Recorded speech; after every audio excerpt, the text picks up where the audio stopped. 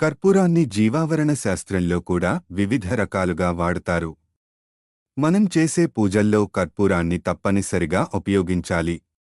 ఇందుకు కొన్ని కారణాలు తెలుసుకుందాం. నమ్మేవారికి జీవితంలోని ప్రతి అడుగులోనూ జీవావరణ శాస్త్రం ఇమిడి ఉంటుంది. సాధారణ గృహోపకరణాలు కూడా జీవావరణ శాస్త్రంలో ప్రత్యేకంగా అసాధారణం కావచ్చు. వాస్తు నిపుణుడు నేహా జైన్ ప్రకారం కర్పూరాన్ని పూజలలో ఎక్కువగా ఉపయోగిస్తాడు. కర్పూరాన్ని జీవావరణ శాస్త్రంలో కూడా వివిధ రకాలుగా ఉపయోగించవచ్చు. ఉదయం, సాయంత్రం పూజ గదిలో దేశీ నెయ్యిలో కర్పూరం వేసి దీపం వెలిగించండి. ఇది సానుకూల సందేశాలను ఇంటికి పంపుతుందని నమ్ముతారు. రాత్రిపూట అన్ని పనులు పూర్తయ్యాక వంటగదిలోని కుండలో లవంగాలు, కర్పూరం కలిపి వెలిగిస్తారు. ఫలితంగా ఉద్యోగ ప్రమోషన్లు వేగంగా జరుగుతాయి. స్నానం చేసే నీటిలో కొన్ని చుక్కల కర్పూరం నూనె కలపడం వల్ల శరీరం నుంచి ప్రతికూల శక్తి, నెగటివ్ ఎనర్జీ తొలగిపోతుంది. శరీరం ఆరోగ్యంగా ఉంటుంది. అదృష్టం పట్టి ధనయోగం కలుగుతుంది.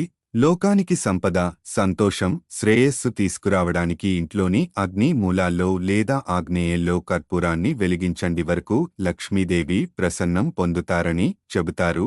రాత్రి పడుకునేటప్పుడు దిండు కింద కర్పూరం ముద్ద పెట్టుకోవాలి. ఉదయాన్నే లేచి దాన్ని తొలగించాలి. ఇది దంపతుల మధ్య ఉన్న నెగటివ్ ఎనర్జీని తీసేసుకుంటుంది. వైవాహిక జీవితంలో మనస్పర్ధలు తొలగుతున్నాయి.